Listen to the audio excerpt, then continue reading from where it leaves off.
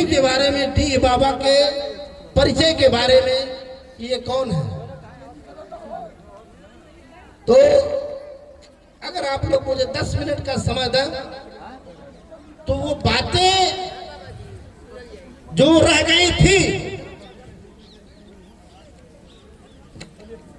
वो बातें जो रह गई थी, वो हम बातें बता सकें। क्योंकि सुबह शाम आप लोग यहाँ आ रही हैं, बाहर के भी लोग, अतिथि भी आए हैं, मेहमान भी आए हैं, बहुत सारे लोग बाहर से भी पूछ रहे हैं हो क्या रहा है। तो आप डी बाबा के बारे में जब जानकारी रहेगी तो आप लोग बता पाएंगे कि ये डी बाबा क्यों, कैसे, कहां से उत्पत्ति, ये क्यों किया जाता, उनके क्यों का जवाब बताने जा रहा हूँ। अरे नहीं सुनाई दे रहा है, आ जाइए, स्टोर हो जाइए, कोई बात नहीं, आ जाइए उधर से आप लोग। अगर नहीं सुनाई दे रहा है तो इधर आ जाइए, कोई दिक्कत नहीं है, हमको बातें ही तो करनी है। आ जाइए आप लोग।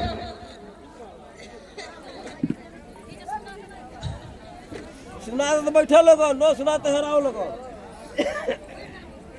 महाराज की जय, महाराज की जय, माई की जय, माई की, साधु सन्यासियों की, संत महात्माओं की, संत महात्माओं की, सनातन धर्म की, हिंदू के विकास की।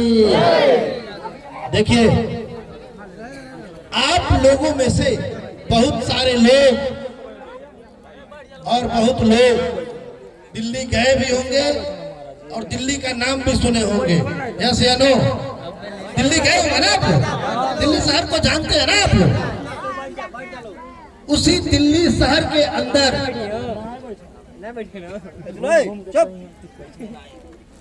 उसी दिल्ली के अंदर लाल किला है, नाम जानते हैं आप लोग, जहां हमारे भारत के प्रधानमंत्री माननीय नरेंद्र मोदी जी वहां भाषण भी देते हैं हर पर्व पे, सही है, हर एक पर्व पे, हर एक स्वतंत्रता दिवस पे, हर एक पर्व पर वहां भाषण चलती है, वहां से वो भारत को बधाई देते हैं, भारत को, नौजवानों को बधाई देते हैं, धन्यवाद देते हैं।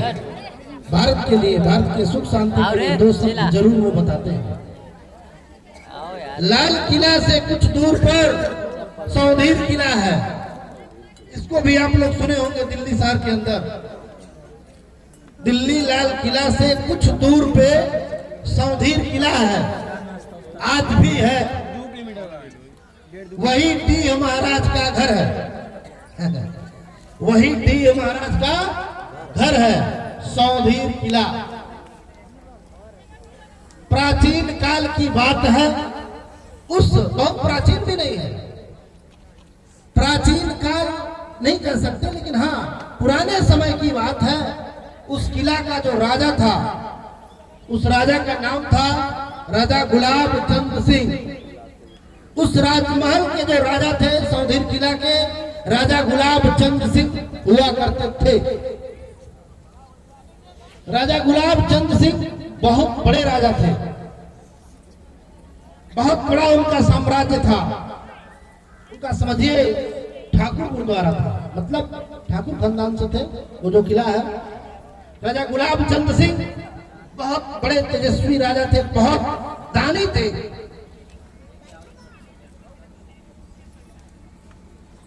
राजा गुलाब चंद सिंह को जब शिक्षा दीक्षा के लिए गुरु के सानिध्य में भेजा गया और जब वो शिक्षा दीक्षा लेकर के अपने सौधीर किला सिंहासन पर उनको बैठाया गया, उस समय उनको किसी साधु सन्यासियों के द्वारा श्राप मिल गया। कुछ बातें थी वो समझ नहीं पाए और उनको साधु सन्यासियों के द्वारा उनको श्राप मिल गया।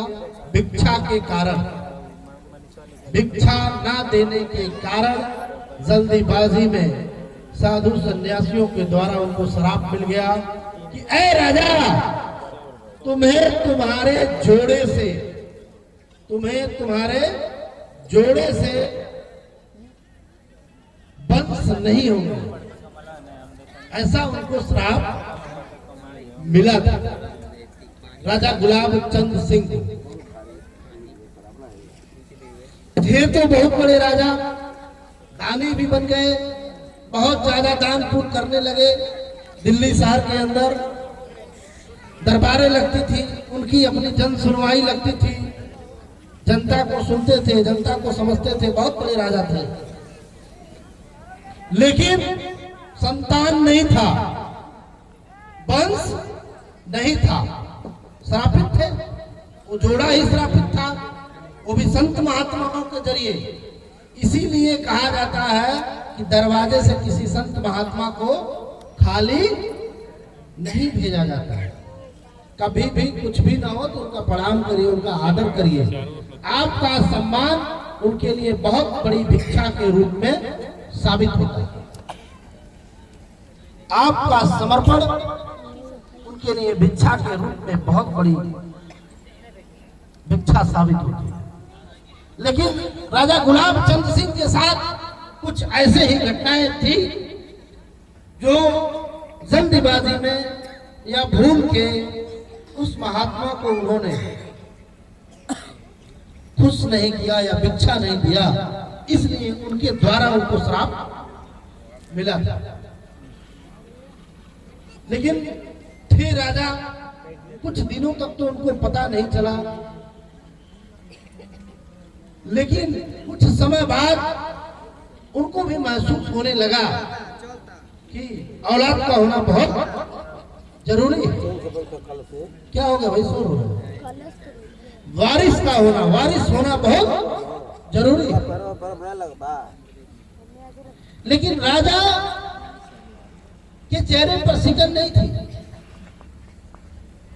भीड़ भाड़, राज्य, मंत्री मंत्री संतरी, उनकी दरबार लगती थी, उनको उतना सोचने का समय नहीं था। कुछ समय बीतने के बाद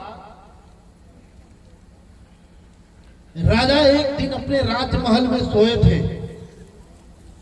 तब तक अचानक उनके सपने में आदि शक्ति जगदम्बा प्रवेश कर गई और माता ने उनको स्वप्न दिखाया कि ऐ राजन, ऐ राजा, आपको आपके जोड़े से वंश की प्राप्ति नहीं होगी।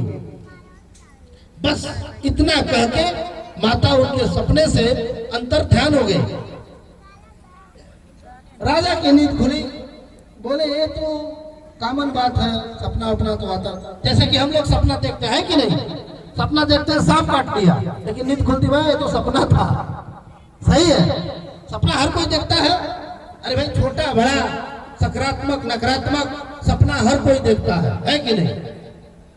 उसी तरह से राजा गुलाब चंद सिंह, उस रात की बात है, उन्होंने सपना देखा और सुबह तक अपने दिमाग से वो हटा दिए इस बात को। तो बोले ये तो सपना था, होगा क्यों नहीं।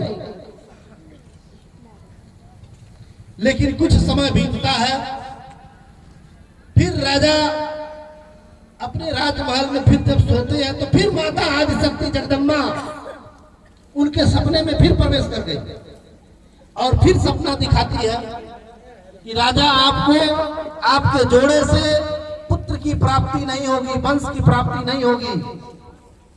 फिर राजा की नींद खुल गई, जाग गए, जैसे हम लोग सपना देखते हैं, जाग उठ बैठते हैं। तो राजा बोले कोई बात नहीं, ये तो सपना था। कुछ समय बीता, अब देखिए माता जो है राजा गुलाब चंद सिंह को फॉलो करने लगी। उनके सपने में उनके साथ माता लग गई।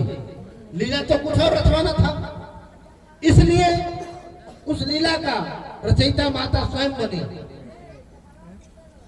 अब उनके सपने में प्रवेश कर गई, राजा की नींद खुल गई। राजा ने कहा भाई ये तो सपना है, एक दो बार और देखा था ये सपना, कोई बड़ी बात है, सपना है। लेकिन सपना नहीं था, राजा के लिए माता जगदम्बा का एक संदेश था, लेकिन राजा उसको सपना समझ के टाल रहे थे। फिर माता एक दिन अचानक प्रचंड रूप लेकर के उनके सपने में गई और झकझोरते हुए कहा, राजा फिर कह रही हूं तुमको तुम्हारे जोड़े से पुत्र की प्राप्ति नहीं होगी, तुम्हारा वंश नहीं चलेगा। अब राजा भयभीत हो गए। माता प्रचंड रूप लेकर के सपना दिखाई थी। आप में से बहुत सारे लोग, हम लोग हमारे घरों में, आपके घरों में जब कोई ऐसा सपना देखते हैं तो रो उठते हैं, रोते हुए उठते हैं, है कि नहीं? अरे बोलिए हाँ कि ना? उसी तरह से राजा उठ के बैठ गए और कांपने लगे। राजा की शरीर थर थर कांपने लगी। रानी साहब भी आई, लेकिन पूछी तो राजा ने कोई जवाब नहीं दिया। जैसे कि हम लोग अपने घरों में बाहर की कोई भी बातें रहती है तो बाहर ही समझ बूझ लेते, उसी तरह राजा, अरे राजा थे, अब छोटी छोटी बातें घर में लाना कोई मतलब था नहीं। बोले ऐसी कोई बात नहीं है, बस थोड़ा सा स्वप्न आया है, हम थोड़ा भयभीत होकर उठ गए, कोई बात नहीं है, हंस के टाल दिए। राजा गुलाब चंद सिंह अपनी पत्नी से बहुत प्रेम करते थे, इसलिए उनको ये बात टेंशन देना नहीं चाहिए। फिर सुबह हुआ, राजा के अंदर अब चिंता की मड़ी चमकने लगी, उलझने उनकी बढ़ती रही। कभी खाते थे, कभी नहीं खाते थे, कभी हंसते थे, कभी नहीं हंसते थे, कभी कहीं बैठ के उदास बैठ जाते थे। ये चीजें होने लगी। इनकी सारी गतिविधियां राजा गुलाब चंद सिंह की पत्नी यानी अपने पति की यानी रानी राजा की सारी गतिविधियों को देख रही थी कि राजा दिन पर दिन अलग ही माहौल में जा रहे हैं। जैसे हम लोग कोई टेंशन रहती है तो होता है ना कि चेहरे की सिकन गायब, नहीं हटाइए, नहीं खाएंगे, अच्छा नहीं लग रहा है, कहीं बैठ नहीं पाते, कहीं रह नहीं पाते। तो उसी तरह से राजा की अब चैन, नींद सब डिस्टर्ब होने लगी थी। अब रानी भी परेशान, न राजा ठीक से खाते थे, न रहते थे, न ठीक से दरबार में बैठते थे। अब रानी परेशान। रानी तो ये जानना चाहती थी कि राजा को दिक्कत क्या है, राजा को दिक्कत क्या है, लेकिन बताते वो नहीं थे। कुछ समय बीतने के बाद राजा गुलाब चंद सिंह फिर अपने राजमहल में सोते हैं और फिर आज सत्य जगदम्बा प्रवेश करती है और कहती है, राजा आपको वंश नहीं होगा। फिर वही बात रिपीट होती है, आप अपने जोड़े से श्रापित हो। अगर चाहते हो कि वंश हो तो दूसरी शादी करनी पड़ेगी। अब ये बहुत बड़ा समस्या हो गया राजा के लिए। नींद खुल गई, सुबह होता है। कई दिनों से तो परेशान थे सभी लोग, आखिर बात क्या है। एक दिन रानी ने जिद किया, जैसे कि बहुत सारे लोग हैं हम सबके घरों में, जब एकदम दिक्कत होती है तो औरतें कहती है तो कि हमार क्रिया बताओ क्या बात है कि नहीं। तो इसी तरह से रानी जो थी अपना कसम धरा करके राजा से पूछी, बताइए स्वामी जी दिक्कत क्या है। नहीं बताइए, आपको मेरी कसम। तो राजा बहुत ही घबराते हुए, बहुत ही भयभीत होते हुए उन्होंने ये बात कहा कि पिछले कई दिनों से एक ही सपना मुझे सता रही है और मेरे सपने में यही बात इंडिकेट हो रही है कि राजा आपको वंश नहीं होगा, वंश नहीं चलेगा, जोड़े से श्रापित हो, आप जोड़े से श्रापित हो, पेड़े लगे आपके अपने पत्नी से, आपके अपने जोड़े से पुत्र की प्राप्ति नहीं होगी। तो रानी ने कहा, तब उन्होंने कहा सपने में ये आया है कि अगर वंश चाहिए, पुत्र चाहिए, तो दूसरी शादी करनी पड़ेगी जो हमसे होने वाला नहीं है। अब देखिए, रानी ने कहा बस इतनी सी बात है, आपने बताया क्यों नहीं? हम आपको खुश देखना चाहते हैं और आपको पता है औरतें सब बर्दाश्त कर सकती हैं लेकिन दूसरा नहीं। सही है, लेकिन रानी ने राजा से इतना प्रेम करती थी, वो बोली स्वामी जी बताना चाहिए आपको, इतनी सुंदर आपके चेहरे पे इतनी दिनों से झुलमुलाहट है, बताना चाहिए, हम जल्द विवाह कराएंगे। इतना कह के रानी चुप हो गई और राजा फुट फुट के रोने लगे। राजा गुलाब चंद सिंह अपनी पत्नी के सामने फुट फुट के रोने लगे और फिर रात होती है। अब राजा इस बात से चिंतित थे, रानी इस बात से चिंतित थी कि आखिर उनसे विवाह करेगा तो करेगा कौन? इतने बड़े राजा, ये बातें घर के दरवाजे से बाहर कैसे जाएंगे, कहीं कैसे जाएंगे? वो कन्या मिलेगी कहां जिससे विवाह होगा? तमाम तरीके के सवाल राजा गुलाब चंद सिंह व उनकी पत्नी के दिमाग में आने लगा। तब तक रात हुई, जगदम्बा तो साथ में थी, वो तो तैयार थी। फिर माता आदिशक्ति जगदम्बा उनके सपने में घुस गई और कही राजा चिंता करने की कोई बात नहीं है, आपके घर में एक दुसाध की कन्या जो नौकरानी है उसी से शादी कर लो। अब राजा थे, बहुत बड़े राजा थे राजा गुलाब चंद सिंह। अब तो और वो घबराने लगे कि कल को जो हमारे घर की झाड़ू पोछा करती थी वो आज हमारे सिंहासन के बगल में कैसे बैठेगी? तमाम देखिए, सबका अपना स्वाभिमान होता, जिसको कुछ और कह के बुलाते थे उनको पत्नी का दर्जा कैसे दे सकते? बहुत घबराने लगे, ए माता मेरे वंश नहीं होगा चलेगा, हम ये चीजें नहीं कर सकते। फिर सुबह होता है, राजा फुट फुट के रोने लगते हैं। फिर रानी आती है, ये सारी व्याख्या बताते हैं कि स्वप्न में फिर माता आई थी और मुझे बताया गया है कहीं खोजने की जरूरत नहीं है, तुमको जिससे विवाह करना है तुम्हारे महल में ही है, वो दुसाध की कन्या। अब उससे कहे तो कौन कहे? रानी भी भयभीत हो गई।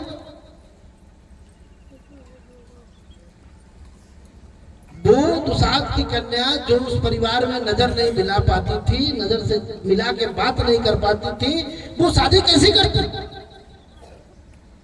लेकिन किसी तरह से कुछ बिचौलिया लोग, मतलब अगुआ लोग, कुछ बिचौलिया लोग समझ बुझ के लग गए।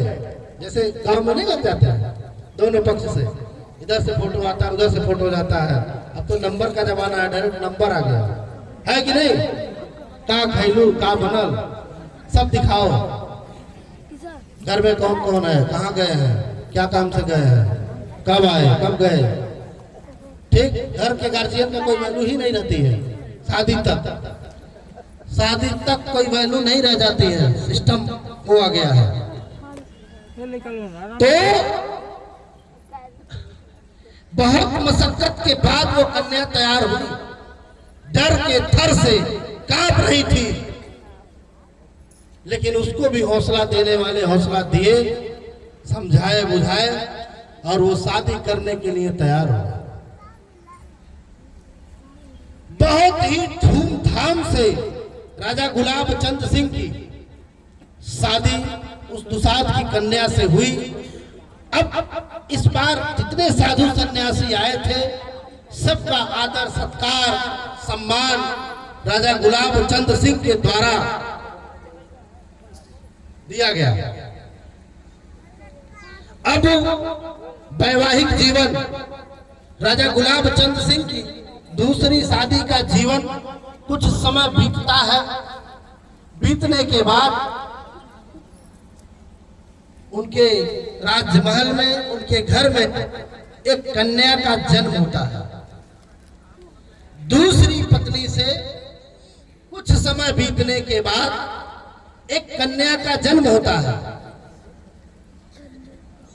अब राजा एकदम प्रसन्न, पहली रानी प्रसन्न, दूसरी रानी प्रसन्न कि घर में कोई तो आया। तमाम पूजा पाठ, तमाम दान पुण्य शुरू हो गए। संत महात्माओं को, उनके वहां जो नौकर चाकर थे और जो दरबार में आने वाले जो लोग थे, जो भी भिक्षुक ब्राह्मण वहां पहुंचते थे, उनको दान पुण्य, वो सारी चीजें राजा अन्न धन लुटाने लगे खुशी से, क्योंकि उनके घर में लक्ष्मी का आगमन हुआ, एक बेटी का जन्म हुआ। लेकिन आपको तो पता है वंश तो पुत्र को ही माना जाता है हमारे सनातन धर्म के अनुसार। ऐसा नहीं है, लेकिन वंश पुत्र को ही माना जाता है। अब कुछ दिन धीरे धीरे और कटता है और उसके बाद राजा गुलाब चंद सिंह के वहां 7 पुत्र पैदा होते हैं, एक के बाद एक, एक के बाद एक, एक के बाद एक, एक के बाद एक, एक के बाद एक, लगातार 7 पुत्र। 7 पुत्रों के पिता, 7 पुत्रों और एक पुत्री के पिता राजा गुलाब चंद सिंह बनते हैं।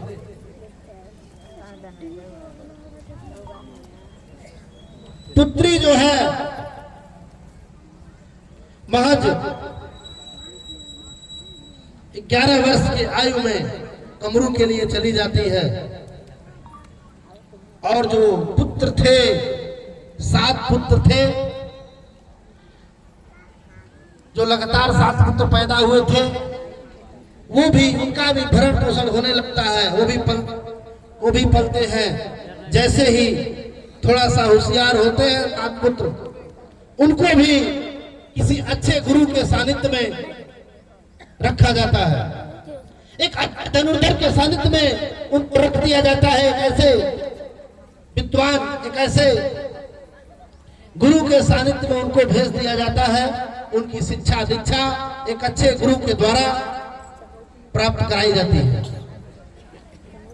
धीरे धीरे कुछ दिन बीतने के बाद, आपको बता दें, धीरे धीरे कुछ दिन बीतने के बाद एक अच्छे योद्धा, एक अच्छे धनुर्धर बन के ये 7 पुत्र राजा गुलाब चंद सिंह के महल में आते हैं। और जहां एक दरबार लगती थी वहां 7 दरबार लगने लगती है। एक नहीं 7 पुत्र थे, 7 दरबार। हम आपको बताना चाहेंगे इन 7 पुत्रों के बारे में।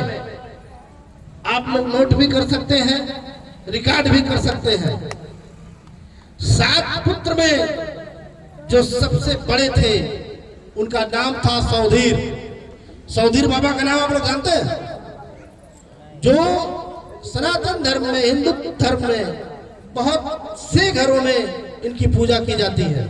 सनातन धर्म में हिंदुओं के घर के आराध्य माने जाते हैं सौधीर महाराज, घर के देवता में पूज्यमान माने जाते हैं, है कि नहीं? सौधीर। दूसरे नंबर पे आते हैं डीह। तीसरे नंबर पे आते हैं लालचंद दुल्लुआ। लालचंद दुलरुआ,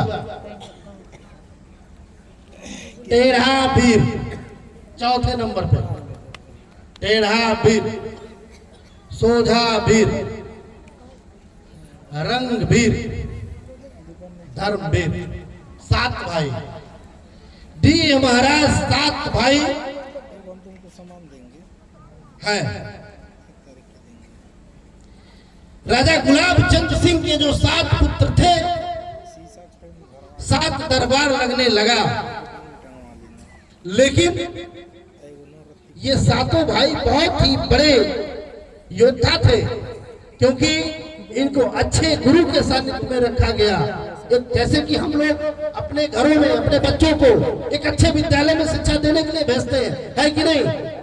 उसी तरह इनको अच्छे गुरु के सानिध्य में रखा गया था, अच्छी संस्कार इनको दी गई, अच्छे धनुर्धर बन के निकले और 7 दरबार लगने लगे।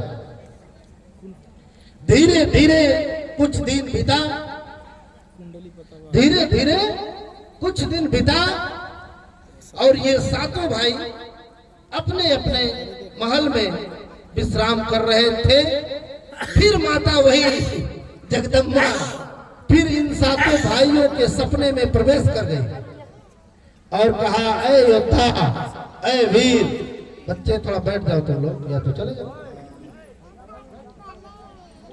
फिर प्रयास करके माता और कही, हे योद्धा, तुम 7 भाई हो, तुम्हारी एक बहन भी है। अब 7 की नींद खुल गई और इन लोगों ने कहा, माताजी ने भी कहा, पिताजी ने भी कहा कि एक हम लोगों की बहन भी है, वो कहाँ है? तो आपको बता दूं, वो 11 वर्ष की उम्र में कौरू चली गई थी। अब इन 7 भाई के अंदर यह भाई और बहन का प्यार उभरने लगा और ये लोग उनकी खोज करने लगे, पूछने लगे। जैसे कि आप सभी लोग जानते हैं, कोई बात रहती तो कहीं नहीं होती तो शाम को खाना खाने के समय तो जरूर हो जाती है बातचीत, कोई बातचीत भी होती है। और घर की महिलाएं भी अगर कुछ कहना होता है तो आगे थाली देके अपनी जो है बातों को निकालती है। सही है? तो शाम के समय, भोजन के समय ये बातें छिड़ती है कि पिताश्री, हम लोग 7 भाई हैं, एक बहन भी है, वो कहाँ है? दीदी कहाँ है? हमको मिलना है। इस बात से जिद करने लगे। ये 7 पुत्र थे, डी महाराज, सौधीर महाराज, ये 7 भाई जो थे, इस बात का जिद करने लगे कि दीदी कहाँ है, हमको मिलना है। अब सवाल ये था कि वो कौरू चली गई थी। अब राजा गुलाब चंद सिंह उनके बारे में बताना नहीं चाह रहे कि वो कहाँ है, लेकिन ये लोग जिद कर लिए, कई दिन तक खाना पीना नहीं खाए। जैसे हम लोगों के घर में बच्चे जिद कर लेते हैं, नहीं ये चीज चाहिए, कुछ नहीं चाहिए, ड्रोन वाला जहाज चाहिए तो देना पड़ता है भाई। उसी तरह से वो जिद कर लिए कि जब तक पिताश्री हमको मिलवाएंगे नहीं, तब तक हम खाना पीना नहीं खाएंगे। रात होता है, ये 7 राजकुमार सोते हैं। फिर माता आदिशक्ति सपने में प्रवेश कर गई, नहीं, तुम 7 को बहन से मिलना बहुत जरूरी है। अब माता इतना कहकर अंतर ध्यान हो गई। फिर सुबह होता है, फिर वही दिमाग में चलने लगती है। अब एकदम जिद कर लेते हैं लोग, राजा परेशान, दोनों रानी परेशान। आपको पता है कि कोई भी गार्जियन अपने बच्चों को जो कहीं दूर दूर तक नहीं गया, अगर गया है तो पहली बार भेजने में हिचकिचाहट होती कि नहीं होती? अरे भाई पहुंचा कि नहीं पहुंचा, कुछ खाया कि नहीं खाया, रास्ते में कहां तक पहुंचा, पहुंच गए तो फोन क्यों नहीं किए। तमाम भाषाएं, तमाम अभिलाषाएं होती कि नहीं होती अंदर। ठीक उसी तरह से राजा गुलाब चंद सिंह इस बात से चिंतित थे कि आखिर ये जाएंगे कैसे। अब रात होती है, राजा गुलाब चंद सिंह के, बैठ जाइए माता जी, तो चली जाइए। राजा गुलाब चंद सिंह के सपने में आदिशक्ति फिर प्रवेश कर गई और बोली, राजा जो तुम्हारा संतरी है, जो तुम्हारा रथ हाँकता है, उसके साथ भेज दो।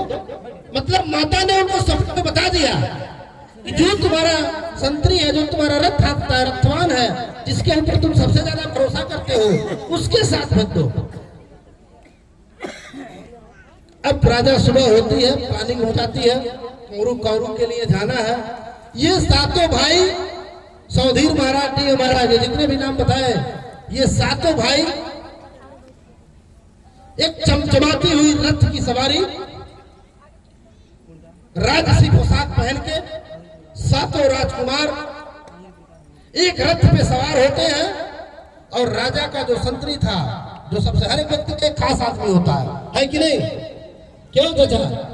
हर एक व्यक्ति का एक शुभचिंतक होता है, जो कोई नहीं जानता वो बातें वो जरूर जानता। तो राजा का सबसे बड़ा राजमहल के अंदर अगर किसी के ऊपर विश्वास था तो उनके रथवान के ऊपर था। वो सब कुछ राजा का जानता था, उसी के साथ राजा जो है भेज दिए। अब वो दिल्ली शहर से रथ को लेकर के निकला कौरू के लिए। कौरू, अरे कौरू कामाख्या, कौरू। जब वो कौरू के लिए रथ चला दिल्ली से, तो रास्ते में गोरखपुर पड़ा। ये बनावटी बातें नहीं है, ये जो भी बता रहा हूं ये। अरे कहाँ गए हो?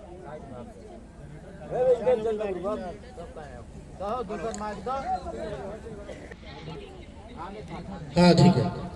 अब दिल्ली शहर से इनका रथ उड़ा कौरू के लिए, बंगाल के लिए, और रास्ते में गोरखपुर पड़ा। अरे भाई पूर्वांचल तो पड़ेगा ही, जब कोई बंगाल के लिए जाएगा, कलकत्ता के लिए जाएगा, तो पूर्वांचल तो पड़ेगा ही।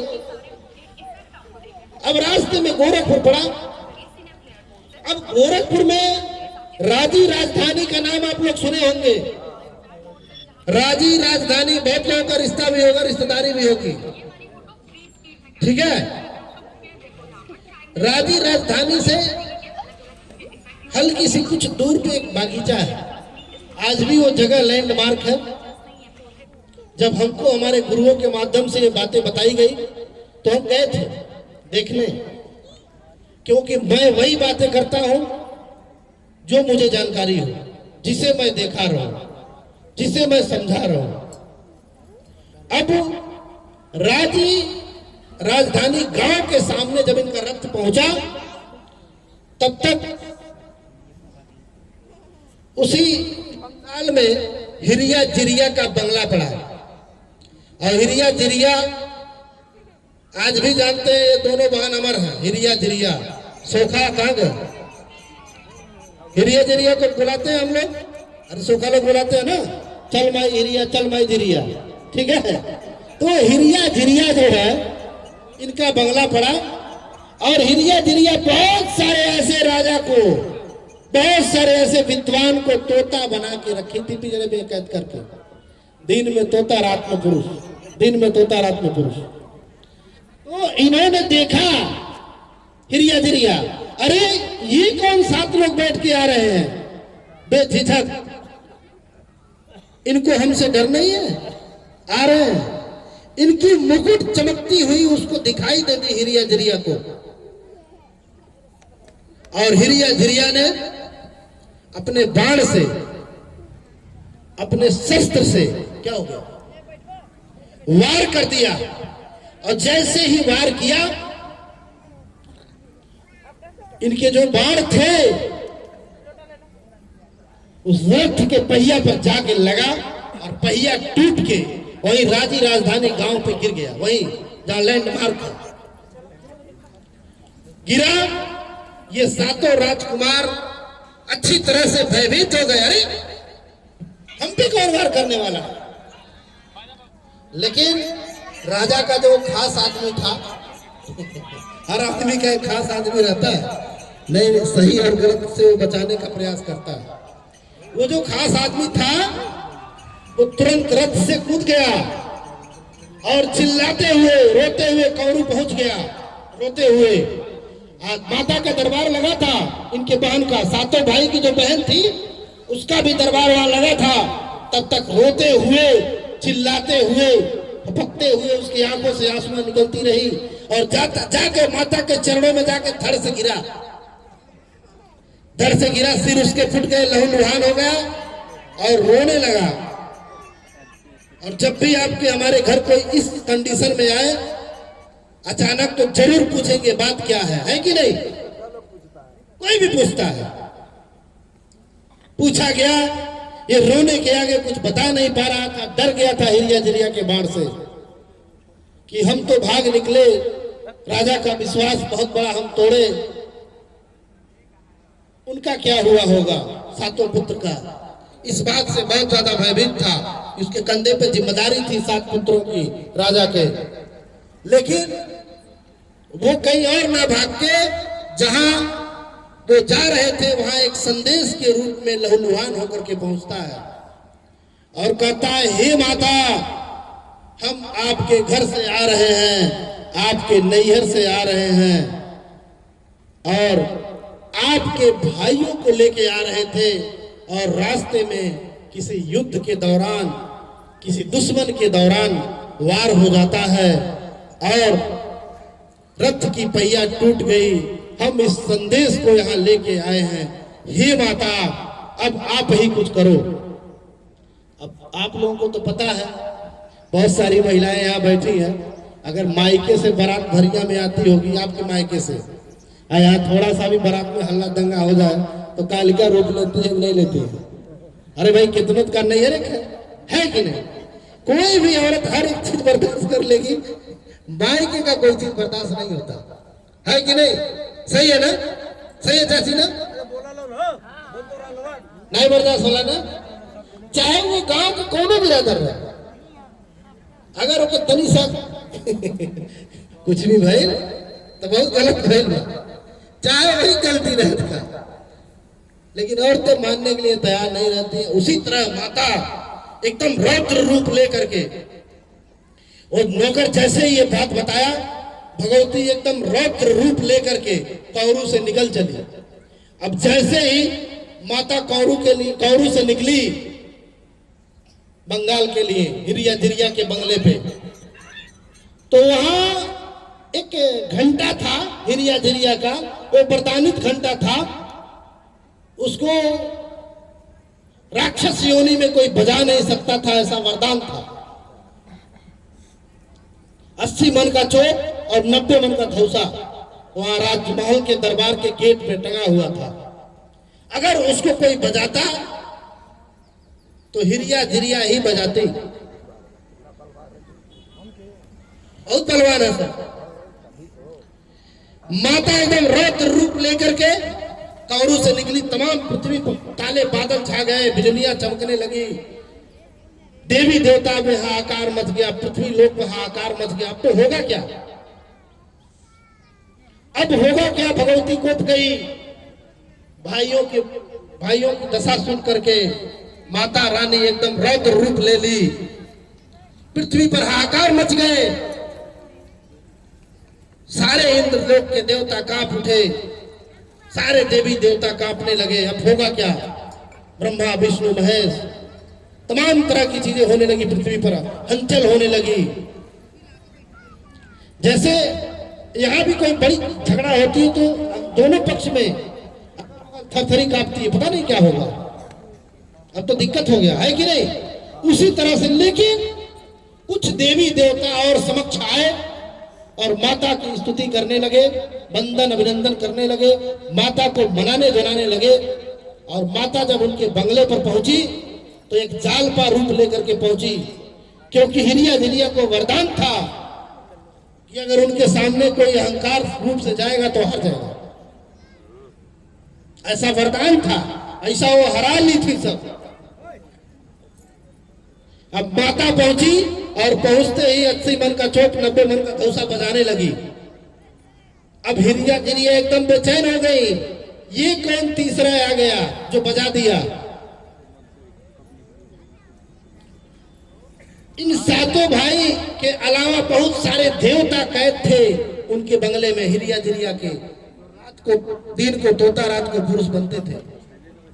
कोई लोमड़ी, कोई तोता, कोई सुग्गा, कोई मैना, जानवर, कोई पंछी, कोई कुछ, सब बेचैन हो गए। अरे ये तो यही दोनों टाइम बजाती है, तीसरा व्यक्ति कौन है जो बजा सकता है। हिरिया जिरिया आए, आमने सामने की युद्ध होने लगी। हिरिया जिरिया और माता कौरू आमने सामने की युद्ध होने लगी। हिरिया जिरिया को वरदान था युद्ध में कभी हारती नहीं, और माता को अपना भाई चाहिए था और हिरिया जिरिया का वध चाहिए था, इसलिए लगातार घमसान युद्ध होने लगी। न उधर हिरिया जिरिया हार, न इधर देवी हार रही थी। अरे उनको तो वरदान था, आज भी अमर है हिरिया जिरिया। फिर तमाम देवी देवता बीच में आए। देखिए जब कोई बड़ी लड़ाई होती है भैया लोग, तो कोई तीसरा व्यक्ति जरूर आता है, पीठ सुहराता है, हाथ मिलाता है, समझाता है, धैर्य रखने की बात कहता है कि नहीं। उसी तरह से तीसरे लोग आए, तीसरे देवी देवता आए और दोनों पक्ष में लग गए। क्योंकि होना कुछ नहीं था, पृथ्वी का नाश होता, तमाम देवी देवता का नाश हो रही थी। युद्ध में तमाम देवी देवता मारे जा रहे थे। न माता इधर से थी न उधर से हिरिया जिरिया हार रही थी। और ये सातों भाई 7 सुग्गा के रूप में कैद थे, चुपचाप देख रहे थे दीदी को अपने। अब बहन एकदम रुद्र रूप में थी, एकदम मारी नहीं रही थी, भाई को बचाने पहुंची थी। उधर हिरिया जिरिया वरदान था, हार मानना नहीं था, उनका वध होता नहीं। तो तमाम देवी देवता आए, प्रार्थना किए, तो एक बीच का रास्ता निकाला गया। हिरिया जिरिया ने कहा इस बात को मान ली जाए कि हम लोग बड़े हैं तब हम इनके भाइयों को छोड़ेंगे, नहीं तो नहीं छोड़ेंगे। कई वर्षों तक युद्ध हुआ ऐसा बताया जाता है।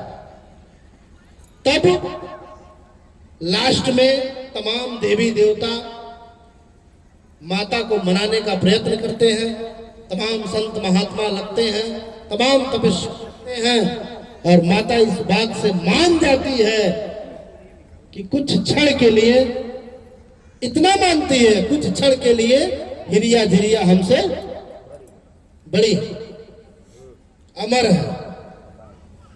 ठीक जैसे ही ये मानती है, फैसला हो जाती है दोनों पक्ष के बीच में। ये सातों सुग्गा खोले जाते हैं पिंजड़े से, सातों राजकुमार बन के निकलते हैं। और आज भी कहीं भी गंगाराम ही नहीं, कहीं भी कोई मटुआ है अगर वो सही है तो डी स्थापना पे सबसे पहले ये फैसला हुआ रहता है कि जब भी किसी भी ग्राम सभा में ऐसा फैसला होता है, जब भी कहीं भी इनकी पूजा होगी, इनकी बहन का पूजा होगी, तो सबसे पहले हिरिया जिरिया का मांग था कि मेरी पूजा होगी, हम सबसे बड़े और महान। इसीलिए आज भी जब भी कहीं डी स्थापना होती है तो हिरिया जिरिया का सबसे प्रथम दिन पूजा होती है। आप देखिएगा डी बाबा के स्थान पे कच्चा बर्तन का वो हड़िया, इसमें आंख बनाई गई है, चोटी लगाया गया है, इनको चूड़ी पहनाया गया है। सबसे प्रथम पूजा हिरिया जिरिया की होती है, क्योंकि युद्ध में वचन में है। एक बार कुछ क्षण के लिए हिरिया जिरिया की पूजा की जाती है। इसलिए डी स्थापना ग्राम में, गांव के डी स्थापना में सबसे पहला पूजा हिरिया जिरिया की होती है, जो हर डी स्थापना पे की जाती है। यहाँ भी किया गया है। आप लोग जाइएगा, धार्मिक धीरे चली जाती है, देखते जाइएगा, वहां 2 इतनी बनाई गई है बांस की, और छोटी इधर मनोज बाबा और राजन बाबा मुकेश बाबा बनाए हैं लोग, खूब बढ़िया से नाक आंख मंगटी का हुक्का जो भी है लगाए हैं। वही हिरिया हेलो। तो पहला पूजा डी स्थापना में हिरिया जिरिया की होती है, फिर जाकर के डी बाबा की पूजा होती है। इन 7 दिन 9 दिन 10 दिन 11 दिन जो भी डी स्थापना का समय होता है, उसमें एक दिन कौरू कालिका को बलि की पूजा होती है, जैसे कि कल किया गया, आप लोग देखे होंगे। कल उधर हुआ ना बलि का पूजा, तो वही माता कौरू कालिका है। अरे माता एक है, रूप अनेक है, लीलाएं हैं। इस मृतलोक में लीलाएं तमाम है माता का। जगदम्बा जगत जननी एक ही है। वो बार बार सपने में प्रवेश भी कर रही थी, राजा के घर के पैदा भी हो गई, तो लीला नहीं है तो है क्या। लेकिन हम आपको बता दें, हिरिया जिरिया की पूजा होती है पहले, जो डी की पूजा चालू सुबह शाम हो रही है। बीच में एक दिन बहन का भी पूजा कल हो गया। इसी तरीके से पूजा पाठ में इनका सबसे प्रथम स्थान हिरिया जिरिया को दे दिया गया, क्योंकि युद्ध में ये वचन हारा गया था। राजा गुलाब चंद सिंह की पहली पत्नी जब अपने पति को किसी और कन्या के साथ विवाह कर दी, तो उसको सती मान लिया गया। ये छोटी मोटी बात है। इसीलिए राजा गुलाब चंद सिंह की जो पहली पत्नी थी, वही माता शायर की सती है। सोखा शायर की सती है, 7 रूप से चलती है माता। वहां भी बट गई है, 7 रूप हो गई है शायर की सती। जब वो मोह माया सब कुछ त्याग दी, पति को किसी और को समर्पित कर दी, सती हो गई माता। राजा गुलाब चंद सिंह की पहली पति शायर की सती है। दूसरी पत्नी माता शायर है, जो दुसाध की कन्या थी। आज भी कहीं कहीं गांव में सौधीर बाबा को छौना चढ़ता है, बहुत सारे लोग सुने होंगे। इसी वजह से, नहीं तो वो तो ठाकुर के वंश है। राजा गुलाब चंद सिंह बहुत बड़े ठाकुर थे। ये सौधीर महाराज ठाकुर है, ये डी महाराज ठाकुर है, ये राजसी ठाकुर राजसी खानदान से है, ये राजपूताना खानदान से है। इसीलिए कहीं कहीं लोगों को अज्ञानता की कमी रही, ज्ञानता की कमी रही, ज्ञान की कमी रही। लोग कहीं कहीं छौना के रूप में भेंट देने लगे। और वो जो दुसाध की कन्या है, वही माता शायर है। वही एक रूप अपना शायर की चमरिया का ले ली। जैसे पहली पत्नी 7 रूप ली, वैसे दूसरी पत्नी भी कई रूप ले ली। उसी में एक रूप माता के शायर की चमरिया है, जिसकी पूजा डी स्थापना के एकदम अंतिम दिन होती है। सिवान में धनिया की धार चढ़ती है और उसका छौनी छावा छावी का बलि होता है। उधरी गांव के बॉर्डर पे होगा, उधरी से वो उठा ले जाएंगे करके। जब भी डी स्थापना होती तो वहां 3 पिंडी होती है। आपको बता दें, मेरे डी बांधने के बाद, डी स्थापना करने के बाद, कभी भी आप लोग डी बाबा के स्थान पे आएंगे, कोई भी मनौती मानेंगे, कथा सुनेंगे, भावर घूमेंगे, देश विदेश की यात्राएं करने जाएंगे, कहीं भी जाएंगे, तो वहां 3 जगह कपूर जलाई जाएगी, क्योंकि वहां 3 लोगों का स्थापना होगी। पहला डी महाराज, दूसरा जाखिन माता, तीसरा शायर माता। पहले बेटा, बीच में बहू, फिर लास्ट में सास।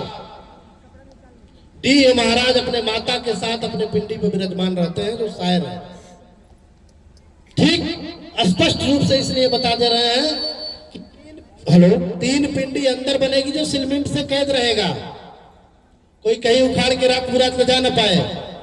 और उसके ऊपर सीमेंट का आर्टिफिशियल पिंडी रहेगी, जिससे ये चिन्हित रहेगा कि 3 जगह कपूर जलाना है।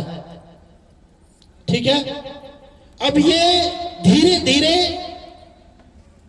युग परिवर्तन हो गया और गांव गांव डी पुजाने लगे। जिस गांव में डी नहीं, जिस गांव में शायर नहीं, प्राचीन काल में हैया तावन आती थी भैया लोग, सही है, तो उसी हैया तावन को शांत करने के लिए, उसी रोग भ्रम जो भी है उसी को शांत करने के लिए, गांव के सुख शांति के लिए जगह जगह डी और काली का स्थापना होने लगा, भगवती का स्थापना होने लगा। ये रहा डी का परिचय। अब एक चीज और बता दें, प्राचीन काल में जब डी स्थापना हो गया, उसके कुछ समय बीतने के बाद गंगाराम तांत्रिक के अलावा भी और भी मटुआ डी बांधने लगे। तो पता चलता था डी बरिया में है तो जाकिर भाई सोना में है, ऐसा सुना गया है। हाँ, तो जब गंगाराम आए तंत्र के विद्या में, तो हमने कहा नहीं, पहले क्या था, 2 पक्ष पहले भी बनता था, बेटा पक्ष भरिया में और बिटिया पक्ष सौना में। अब पता चला माता रुष्ट हो गांव के किसी कर्म से। देखिए, देवी देवता कब नाराज होते हैं, जब कोई गंदगी होती है, जब विधि का उल्लंघन होता है, या जब कुछ छेड़छाड़ होती है टेक्निकल रूप से। तो जब कुछ होती थी पहले, तो देवी नाराज होकर के वहां चली जाती थी। कहा? मायके मेरा रुसियल सबसे पहले नहीं है, आओ ठीक। तो चली जाती थी। तो जब गंगाराम का समय आया, तो गंगाराम ने क्या किया, माता का मायका भी गांव में और ससुराल गांव में। ऋषिया तबो गंगम रहा, खुश रहा तबो गंगम रहा। तो इस गांव से 2 पक्ष निर्धारित किए गए हैं, एक बिटिया पक्ष और एक बेटा पक्ष। तो प्रधान जी, हम चाहेंगे वो दोनों पक्ष बाहर निकल के आए, उनको कुछ जिम्मेदारी है, वो दिया जाएगा। चलिए, हम चाहते हैं इन दोनों लोगों के लिए जोरदार ताली बजा दीजिए आप लोग, जो भगवान का विवाह, जी महाराज को हम भगवान मानते हैं, देवी देवता का विवाह, देवी देवता के माँ बाप का रोल अदा करके संकल्प कराने का इनको मौका मिला है। ये बहुत बड़ी बात है। देवी देवता का कन्यादान, भगवान का कन्यादान, माता का पांव पूजने का इनको श्रेय मिला है। और इनको नहीं पूरा कहां पूजेगा, कुछ संकल्प है जो इनके हाथों के द्वारा कराया जाएगा। डी बाबा कल चूल पड़ेगी तो इनके पक्ष की भी पड़ेगी। गायब होइए, हाँ लगना चाहिए। इनके पक्ष की भी पड़ेगी। अरे सुबह शाम इनके पक्ष से भी गीत होगी, उधर नहीं हो रही थी, इनके पक्ष से भी होगी। ठीक, हर्ष माड़ो इनके घर से भी गड़ेगी, वहीं दी बाबा के स्थान पे हर्ष माड़ो इनके भी घर से गड़ेगी। कथा ये भी सुनेंगे, कथा ये भी सुनेंगे, व्रत रहेंगे, व्रत ये भी रहेंगे। ठीक है, बाकी पूरा गांव कन्यादान करेगा, जैसे नात बात से लोग जाते हैं। इसमें जोड़ा का होना जरूरी नहीं, क्योंकि ये भगवान का दान है। ठीक, इसमें नात बात कोई भी आके दान पुण्य कर सकता है, कोई भी कन्यादान कर सकता है। हाँ, दोनों पक्ष का चूल वही थी बाबा का स्थान पे पड़ेगी। ये भी दाल भेवा देंगे, ये भी भेवा देंगे। अब जगह जगह का रूल है, पता नहीं इधर कैसे होता है, जैसे जहां होता है हम जाते हैं वैसे ही करवा देते हैं। ठीक, इधर भी माटी कुड़ाएगा, इधर भी माटी कुड़ाएगा। यारो आंख बनाई, यारो आंख बनाई, ठीक, ये रस्म है। नहीं, वो दिया जाएगा मानने के लिए, ये रस्म है। तो आप लोग इसमें सपोर्ट करिए। आप लोगों को जो जिम्मेदारी दी गई, अपने लिए कपड़ा उपड़ा बनवा लीजिए कथा का। हल्दी के दिन प्रधान जी प्राण प्रतिष्ठा होगी। हाँ, आप देखिए भूल गया हूं, तांत्रिक महाराज बता रहा, इमली घोटाने के लिए आप क्यों आएंगे? बिटिया पक्ष से, बेटा पक्ष से। हाँ, अपने सारे रिश्तेदारी में बांट दीजिए। आवा से उठाओ शादी हुआ न्योता था, ठीक है। तो आप लोगों के साले साहब आएंगे, इमली घोटाएंगे, ठीक है। शादी के बाद इधर से समधी भाई माड़ो हिलाएंगे, इधर से नेक लेंगे, ये सारा रस्म किया जाएगा। 5 दिन बाद बहुरोग भी निकलेगी, ठीक। ये सारी चीजें होगी। शेरपाड़े भी इधर खाते हैं, नहीं खाते शेरपाड़े? हम सुने शादी दिन से तो सावन में शेरपाड़े को भी खिलाया जाएगा। अरे वो खाना दाना दाल भात बना के क्या देते हैं सब। एक दिन साल में शादी 20 साल हुई रहती है, जो भी है तो होगा, ठीक है। तो ये रस्म करना है। इधर आइए, सपोर्ट करिए, लेकिन उधर भी नात बात में भी हल्दी न्योता जो भी है पहुंचाइए। इसके अलावा भी प्रधान जी कमेटी के लोगों को सक्रिय करिए।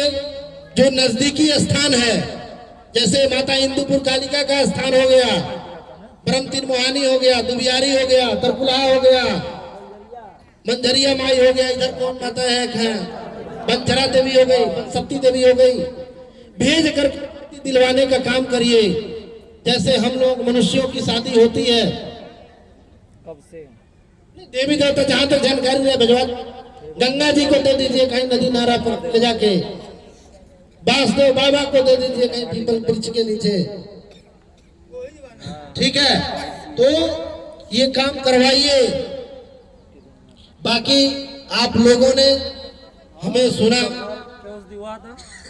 समय दिया, इसके लिए बहुत बहुत धन्यवाद। और अभी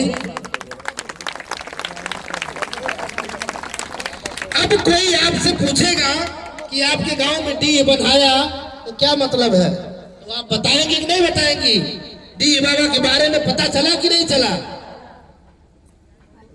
अब मैं आज दूसरा दिन है, खोजने निकल रहा हूं, और जिस दिन जाकिर आएंगी सिवान पे, नाचते गाते झूमते माता को गांव के अंदर प्रवेश कराना है। आपके यहाँ देवी आएगी।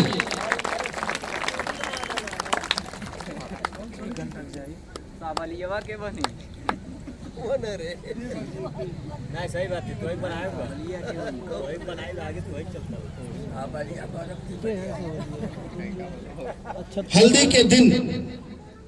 हल्दी के दिन शाम को या हल्दी से एक दिन पहले में अनाउंसमेंट करके बता देंगे।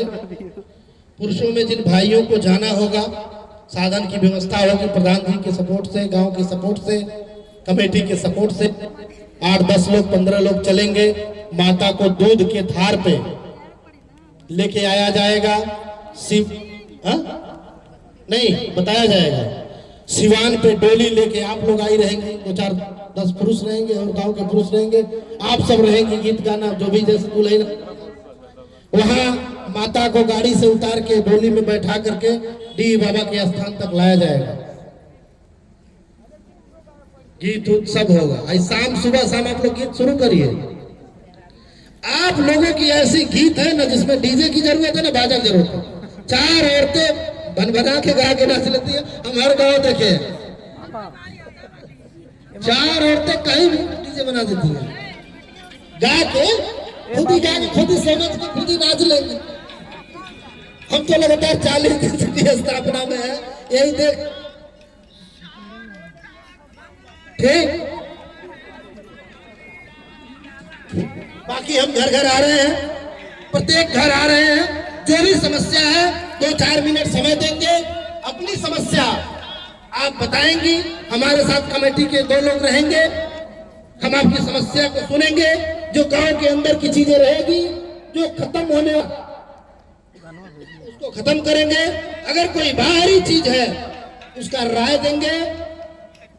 किसी भी शोका गुनिया हो, जहाँ आपका विश्वास हो, उस चीज को क्लियर कर सकते हैं। अभी आप लोग यहाँ से जाइए, भोजन पानी करिए, थकी हैं आप लोगों को सादर प्रणाम। अब हम भी भोजन करेंगे। हाँ सुनिए, अरे भूल गया मैं, रुकिए। हम भी थोड़ा एक्साइटमेंट में हो जाते हैं जल्दी छोड़ने के चक्कर में। वही लगा दीजिए, इधर से जाएंगे थमाते जाए। बतासा की प्रसाद है जो सायर माता को है